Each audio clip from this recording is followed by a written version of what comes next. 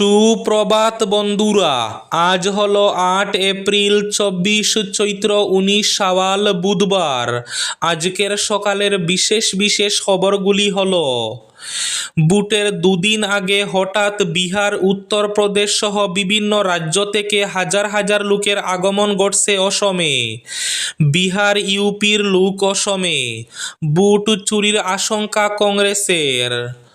লক্ষ্মীপুর ও দলাইয়ের কয়েকটি পোলিং স্টেশনে রওনা বুট কর্মীরা। আগামীকাল বুট।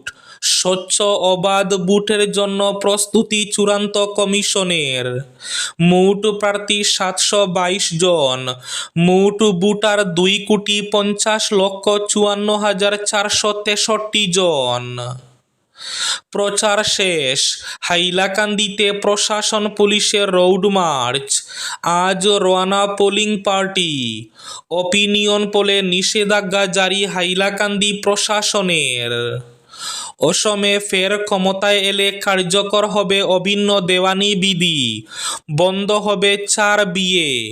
স্বরাষ্ট্রমন্ত্রী অমিত শাহের হুঙ্কার। ঝড় তুফানে বরাকের বিভিন্ন স্থান লন্ডভন্ড। ঝড়ে বদরপুরের হরিণাদিকে গড়ের উপর ভেঙে পড়ল প্রকাণ্ড গাছ। বরাত জুড়ে রক্ষা। বরাকে ভয়ঙ্কর ভূমিকম্পে দুয়ারবন্দ অঞ্চলে একাধিক মাটির দেওয়ালের গড় ভেঙে পড়ল। আহত কিশোর। শ্রীভূমি জেলার নির্বাচনের নিয়ন্ত্রণ কক্ষ করিমগঞ্জ কলেজে স্থানান্তর। শ্রীভূমি জেলায় নির্বাচন সুষ্ঠুভাবে সম্পন্ন করতে বিএনএসএস 163 ধারা জারি। প্রচারে জ্যোতি টেনে স্তব্ধ হল মাইক। আগামীকাল বুট। কাছাড়ে ক্রিটিক্যাল বুট কেন্দ্র 95। হাইলাকান্দিতে সরাসরি। আলগাপুরে ত্রিমুখী লড়াইয়ে চাপে সিনিয়ররা। উভয় কেন্দ্রেই তরুণদের দাপট স্পষ্ট। ত্রিমুখী লড়াইয়ের সম্ভাবনা প্রবল দক্ষিণ করিমগঞ্জেও। বন্দে ভারতের ডাল ভাতে মরা আরসুলা। 10 লক্ষ টাকা জরিমানা ভেন্ডরকে। স্বামীর মৃত্যুর পরও ভরণ পোষণের দাবি করতে পারবেন স্ত্রী। রায় এলাহাবাদ হাইকোর্টের। এবং থাকবে আজকের বরাক উপত্যকার 3 জেলার আবহাওয়ার খবর। তাহলে বিস্তারিত খবরে যাওয়ার আগে অবশ্যই ভিডিওটিতে একটি লাইক করে চ্যানেলটি সাবস্ক্রাইব করে পাশের বেল আইকনটি বাজিয়ে রাখবেন এবং ফেসবুক পেজটি ফলো করে ভিডিওটি অবশ্যই শেয়ার করবেন যাতে সঠিক তথ্যগুলো সবার কাছে পৌঁছাতে পারে। এবার শুনুন আজকের খবরগুলির বিস্তারিত। প্রথম খবর, লক্ষ্মীপুর ও দলাইয়ের কয়েকটি পোলিং স্টেশনে রওনা বুট কর্মীরা। কাল বুট। স্বচ্ছ অবাধ বুটের জন্য প্রস্তুতি চূড়ান্ত কমিশনের। 722 জন প্রার্থীর ভাগ্য নির্ধারণে 2.50 কোটি ভোটার। মোট ভোটার 2,50,54,463 জন। টানা 12 দিনের প্রচার শেষ হলো। রাজ্যের সর্বত্র এক অদ্ভুত নিস্তব্ধতা। জনপ্রতিনিধি বাছাইয়ে ভোটারদের এখন সিদ্ধান্ত নেওয়ার সময়। আগামীকাল বৃহস্পতিবার ভোট গ্রহণ করা হবে। ভোট গ্রহণ প্রক্রিয়াকে সুষ্ঠু অবাধ রাখতে যাবতীয় প্রস্তুতি নিয়েছে নির্বাচন কমিশন। বুথ দখল, ছাপ্পা বুটের মতো ঘটনা রুখতে প্রতিটি বুথে ওয়েবকাস্টিংয়ের ব্যবস্থা করা হয়েছে। রাজনৈতিক দল এবং প্রার্থীরাও পুরোপুরি প্রস্তুত। সরব প্রচার শেষে এখন চলছে বাড়ি বাড়ি প্রচারের পালা। এদিকে বিহার, ইউপির লোক অসমে। বুট চুরির শঙ্কা কংগ্রেসের। আগামীকাল বৃহস্পতিবার 9 এপ্রিল রাজ্যে বুট। তার দুদিন আগে হঠাৎ বিহার, উত্তরপ্রদেশ সহ বিভিন্ন রাজ্য থেকে হাজার হাজার লোকের আগমন ঘটছে অসমে। রেল ও বাসে চড়ে হাজার হাজার লোকের এই আগমন নিয়ে অনেকেরই আশঙ্কা, তবে কি এবার অসমে বুট চুরি হবে? এ সম্পর্কে ভোটারদের সচেতন থাকতে আহ্বান জানিয়েছেন কংগ্রেস মিডিয়া সেলের চেয়ারম্যান বেদব্রত বরা। তিনি বলেন, ইতিমধ্যে খবর পাওয়া গেছে বিহার, উত্তরপ্রদেশ সহ বিভিন্ন রাজ্য থেকে বাসে এবং রেলে বহিরাজ্যের বহু লোক অসমে এসেছেন। ফলে জনগণকে সতর্ক হওয়ার আহ্বান জানান তিনি। কোনোভাবে যাতে অসমের নাগরিকের ভোটাধিকার খর্ব না হয় সেদিকে নজর রাখার জন্য জনগণকে সতর্কতা অবলম্বন করতে বলা হয়েছে কংগ্রেস দলের পক্ষ থেকে। কংগ্রেস ইতিমধ্যে বিষয়টি নিয়ে রাজ্য নির্বাচন কমিশনের দৃষ্টি আকর্ষণ করেছে। ঝড় তুফানে ব্যাপক ক্ষয়ক্ষতি বরাকের বিভিন্ন প্রান্তে। ঝড়ে বদরপুরের হরিণাদিকে গড়ের উপর ভেঙে পড়ল প্রকাণ্ড গাছ। মঙ্গলবার ভোর রাতে বিধ্বংসী ঘূর্ণিঝড়ে বদরপুর রাজস্ব এলাকায় অনেক ক্ষয়ক্ষতি হয়েছে। বদরপুরের উমরপুর জিপির এংলার বাজার এলাকায় হরিণাদি গ্রামে ব্যাপক ক্ষয়ক্ষতি হয়েছে বলে জানা গেছে। ঝড়ের তাণ্ডবে গ্রামের বহু বাড়িঘর আংশিক ক্ষতিগ্রস্ত হলেও সবচেয়ে বেশি বিপর্যয়ের মুখে পড়েছেন স্থানীয় বাসিন্দা আব্দুল হোসেন। জানা গেছে ঝড়ে একটি গাছ উপড়ে পড়ে আবুল হোসেনের কাঁচা ঘরের উপর। এতে ঘরের একাংশ সম্পূর্ণ ভেঙে পড়ে। পাশাপাশি আসবাবপত্র ব্যাপকভাবে ক্ষতিগ্রস্ত হয়। প্রতিবেশীরা জানান ওই সময় ঘরের ভেতরে ছিলেন আবুল হোসেনের অসুস্থ মা। গাছ পড়ে ঘরের একাংশ ধসে পড়লেও সৌভাগ্যবশত তিনি অল্পের জন্য প্রাণে রক্ষা পান। এদিকে বরাক উপত্যকায় ভয়ঙ্কর ভূমিকম্পে দুয়ারবন্দ অঞ্চলে একাধিক মাটির দেওয়ালের ঘর ভেঙে পড়ল। আহত কিশোর। মঙ্গলবার দুপুরে ভূমিকম্পে দুয়ারবন্দ সহ বিভিন্ন অঞ্চলে ব্যাপক ক্ষয়ক্ষতি হয়। একাধিক মাটির দেওয়ালের ঘর ভেঙে পড়েছে। বিভিন্ন এলাকায় ব্যাপক ক্ষয়ক্ষতির ঘটনা ঘটেছে। বড়জালেঙ্গা উন্নয়ন খণ্ডের সোনাছড়া গ্রামে একটি মাটির দেওয়ালের ঘর ভেঙে গুরুতর আহত হয়ে দীপ সূত্রধর নামে প্রায় 15 বছর বয়সী এক কিশোর বর্তমানে চিকিৎসা চলছে। দুয়ারবন্দের জগিরবন্দে রাজীব উদ্দিন মজুমদারের ঘরও ভেঙে ব্যাপক ক্ষতি হয়। এছাড়াও গ্রামে বেশ কয়েকটি মাটির ঘর আংশিক ও সম্পূর্ণ ক্ষতিগ্রস্ত হয়েছে বলে জানা গেছে। হাইলাকান্দিতে সরাসরি। আলগাপুরে ত্রিমুখী লড়াইয়ে চাপে সিনিয়ররা। উভয় কেন্দ্রেই তরুণদের দাপট স্পষ্ট। বিধানসভা ভোটের একদিন আগেও হাইলাকান্দির 2 বিধানসভা আসনের ভোটের চিত্র স্পষ্ট হয়ে উঠে আসেনি। 121 নম্বর হাইলাকান্দি বিধানসভা আসনে বিজেপি ও কংগ্রেসের মধ্যে সরাসরি প্রতিদ্বন্দ্বিতার ক্ষেত্র তৈরি। আর 122 নম্বর আলগাপুর কাটলিছড়া আসনে ত্রিমুখী লড়াইয়ের সম্ভাবনা উজ্জ্বল হয়ে উঠেছে। সরব প্রচার মঙ্গলবার বিকেল 5টায় শেষ হয়েছে। এরপর থেকে শুরু হয়েছে নীরব প্রচার। রাজনৈতিক মহল মনে করছে নীরব প্রচারের বাকি কয়েক ঘন্টায় 2 বিধানসভা এলাকার চিত্রপট বদলে যাওয়া অসম্ভব নয়। তবে 2 আসনের 2 তরুণ প্রার্থী শুধু সিনিয়র নয়, 3 বর্তমান বিধায়ক সহ এক প্রাক্তন বিধায়ককে এখন পর্যন্ত চাপে রাখতে সক্ষম হয়েছেন। এদিকে ত্রিমুখী লড়াইয়ের সম্ভাবনা প্রবল দক্ষিণ করিমগঞ্জে। মঙ্গলবার বিকেলে দক্ষিণ করিমগঞ্জেও শেষ হলো নির্বাচনী প্রচার। বিকট শব্দের মাইকের আওয়াজ আর নানা রকম শ্রুতিকটু গানের শব্দে বিগত কয়েকদিন থেকে একেবারে নাজেহাল সাধারণ জনগণ। এমন মারাত্মক শব্দ দূষণ থেকে মঙ্গলবার মুক্তি পেয়েছেন দক্ষিণ করিমগঞ্জের মানুষ। বৃহস্পতিবার সকাল থেকে শুরু হবে ভোট পর্ব। হাতে আর মাত্র 1 দিন 1 রাত। মঙ্গলবার প্রতিকূল আবহাওয়ার মধ্যেও নির্বাচনী প্রচার অব্যাহত থাকে দক্ষিণ করিমগঞ্জে। শ্রীভূমি জেলার নির্বাচনের নিয়ন্ত্রণ কক্ষ করিমগঞ্জ কলেজে স্থানান্তর।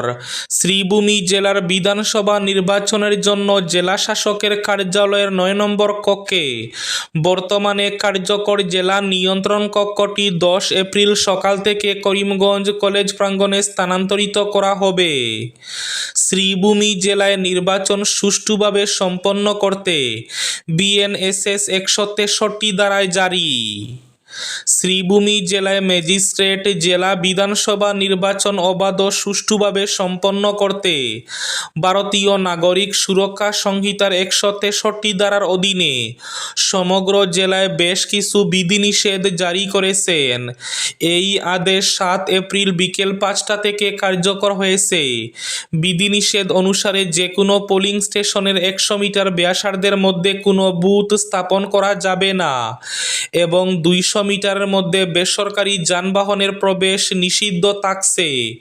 এতে 5 জন বা তার বেশি মানুষের সমাবেশ, জনসভা, র্যালি বা মিছিল মঙ্গলবার বিকেল 5টা থেকে ভোট গ্রহণ প্রক্রিয়া শেষ না হওয়া পর্যন্ত কঠোরভাবে নিষিদ্ধ ঘোষণা করা হয়েছে। প্রচার শেষ। হাইলাকান্দিতে প্রশাসন পুলিশের রোড মার্চ। আজ রওনা পোলিং পার্টি। মঙ্গলবার বিকেল 5টায় শেষ হয়েছে নির্বাচনী প্রচার। প্রচার পর্ব শেষ হতে হাইলাকান্দি জেলা সদরে আইন শৃঙ্খলা বজায় রাখতে পুলিশ ও প্রশাসনের যৌথ রোড মার্চ অনুষ্ঠিত হয়। জেলা শাসক সুপার অমিতাভ এবং তার নেতৃত্বে এই মার্চ শহরের বিভিন্ন গুরুত্বপূর্ণ সড়ক পরিক্রমা করে। প্রশাসনের পক্ষ থেকে জানানো হয়েছে, ভোটারদের নিরাপত্তা নিশ্চিত করা, শান্তিপূর্ণ ভোট গ্রহণের পরিবেশ বজায় রাখা এবং সম্ভাব্য অপ্রীতিকর পরিস্থিতি মোকাবিলায় প্রস্তুতি নেওয়ার লক্ষ্যে এই উদ্যোগ। এদিকে অপিনিয়ন পোলে নিষেধাজ্ঞা জারি হাইলাকান্দি প্রশাসনের। বিধানসভা নির্বাচনকে সামনে রেখে হাইলাকান্দি জেলায় প্রশাসন ও পুলিশের সমস্ত প্রস্তুতি ইতিমধ্যে সম্পন্ন হয়েছে। নির্ধারিত সময় অনুযায়ী মঙ্গলবার বিকেল 5টা থেকে শেষ হয়েছে নির্বাচনী প্রচার এবং তার সঙ্গে সঙ্গে জেলা জুড়ে শুরু হয়েছে সাইলেন্ট পিরিয়ড, যেখানে ভোটারদের প্রভাবিত করতে পারে এমন কোনো ধরনের প্রচার সম্পূর্ণ নিষিদ্ধ। নির্বাচনকে অবাধ ও শান্তিপূর্ণ করতে জেলা প্রশাসনের পক্ষ থেকে 24 ঘন্টার জন্য কড়া নজরদারি চালু করা হয়েছে এবং পুলিশ ও কেন্দ্রীয় বাহিনীর যৌথ টহল, ফ্ল্যাগ মার্চ ও নাকা চেকিং আরও জোরদার করা হয়েছে। নির্বাচন কমিশনের নির্দেশিকা অনুযায়ী এই সময়ে কোনো টিভি, রেডিও বা কেবল নেটওয়ার্কে এমন কোনো অনুষ্ঠান সম্প্রচার করা যাবে না যাতে কোনো রাজনৈতিক দল বা প্রার্থীর পক্ষে মতামত বা প্রচারের ইঙ্গিত থাকে। পাশাপাশি কোনো ধরনের অপিনিয়ন পোল প্রকাশও সম্পূর্ণভাবে নিষিদ্ধ করা হয়েছে। অসমে ফের ক্ষমতায় এলে কার্যকর হবে অভিন্ন দেওয়ানি বিধি। শিলচরে হুঙ্কার স্বরাষ্ট্রমন্ত্রী অমিত শাহের। রাজ্যে বিজেপি ক্ষমতায় এলেই কার্যকর করা হবে অভিন্ন দেওয়ানি বিধি। বিধি কার্যকর করেই বন্ধ করে দেওয়া হবে একটি বিশেষ শ্রেণীর 4 বিয়ের প্রথা। 3 তালাক বাতিল করা হয়েছে, এবার 4 বিয়ে বন্ধ করা হবে। সবার জন্য হবে এক আইন। উদাত্ত সুরে শিলচরে দাঁড়িয়ে এই কথাগুলো বলেছেন কেন্দ্রীয় স্বরাষ্ট্রমন্ত্রী অমিত শাহ। শাহী হুঙ্কারকে বিজেপির কর্মী সমর্থকরা করতালি দিয়ে যেমন স্বাগত জানিয়েছেন, তেমনি ভারত মাতার নামে তীব্রবেগী জয়ধ্বনিতে মুখরিত হয়ে শিলচর পুলিশ প্যারেড গ্রাউন্ডের আকাশ বাতাস। থানার মধ্যে বাবা ছেলের মৃত্যুর ঘটনায় 9 পুলিশ কর্মীর মৃত্যুদণ্ড দিল তামিলনাড়ুর আদালত। থানার মধ্যে পিটিয়ে মারা হয়েছিল বাবা এবং ছেলেকে। এই পিটিয়ে মারার ঘটনায় 9 জন পুলিশকে মৃত্যুদণ্ড দিল আদালত। যাদের অপরাধী সাব্যস্ত করে শাস্তি দেওয়া হচ্ছে তাদের মধ্যে আছেন ইন্সপেক্টর পদমর্যাদার এক আধিকারিকও। সোমবার ওই রায় দিয়েছে মাদুরাইয়ের আদালত। সোমবারের এই রায়কে বিরল বলে মনে করছেন আইনজীবীরা। এই রায় ঘোষণার সময় আদালত বিষয়টিকে চরম নির্মমতা এবং ক্ষমতার অপব্যবহার বলে উল্লেখ করেছে। সেই সঙ্গে পুরো ঘটনাকে অত্যন্ত বিরল অপরাধ বলে চিহ্নিত করেছে আদালত। বন্দে ভারতের ডাল ভাতে মরা আরসুলা, 10 লক্ষ টাকা জরিমানা ভেন্ডরকে। প্রধানমন্ত্রী নরেন্দ্র মোদীর স্বপ্নের এক্সপ্রেস বন্দে ভারতের খাবার নিয়ে বিতর্কের শেষ নেই। এবার মুম্বাইয়ের এক বাসিন্দা আহমেদাবাদ থেকে ট্রেনে উঠে খাবারের মধ্যে মরা আরসুলা মেলার অভিযোগ তুললেন। এই কামরার মধ্যে আরও একজনের পাতে আরসুলা পড়েছে বলেও অভিযোগ উঠেছে। আইআরসিটিসি ইতিমধ্যেই যে ভেন্ডর ওই খাবার প্রস্তুত করেছে তাদের 10 লক্ষ টাকা জরিমানা করেছে। এক্স হ্যান্ডেলে একটি পোস্ট করে ওই ব্যক্তি লিখেছেন, আমি নিশ্চিত খাবার তৈরি করা হয়নি এফএসএসএআই এর মানের সঙ্গে সাযুজ্য রেখে। একবার দোষী সাব্যস্ত হলে লাইসেন্স বাতিল করা দরকার। আশা করব ঘুষ নিয়ে এর নিষ্পত্তি করা হবে না। এই পোস্টের উত্তরে আইআরসিটিসি জানিয়েছে 10 লক্ষ টাকা জরিমানার পাশাপাশি টার্মিনেশন নোটিশও ধরানো হোক ওই পরিষেবা প্রদানকারীকে। সেই সঙ্গেই এই ঘটনার জন্য দুঃখ প্রকাশও করা হয়েছে। আজকের বরাক উপত্যকার 3 জেলার আবহাওয়ার খবর।